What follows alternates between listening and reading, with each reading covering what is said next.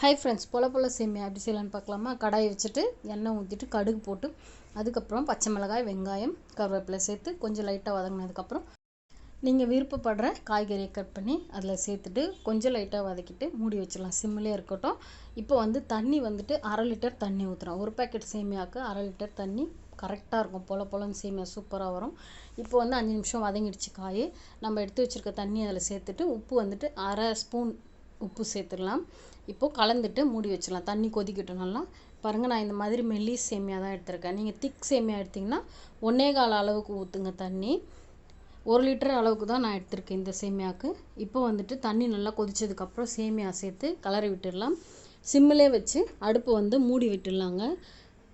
இப்போ சிம்மிலே நல்லா வெந்ததுக்கப்புறமா எடுத்து பார்க்கலாம். இந்த மாதிரி கொஞ்சம் ஈரப்பதமாக இருக்கணும். அந்த டைம்லேயே ஆஃப் பண்ணிடணும். அவ்வளோதான், சேமியா ரெடி.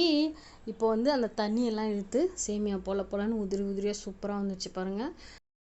நல்லா பொலன்னு சேமியா வேணுன்றவங்க இந்த மாதிரி கரெக்டான அளவு வச்சு தண்ணி வச்சு செஞ்சு பாருங்கள், சூப்பராக வந்துடும். உங்களுக்கு இந்த ரெசிபி பிடிச்சா மறக்காம ஒரு லைக் அண்ட் சப்ஸ்கிரைப் பண்ணுங்கள். தேங்க்யூ.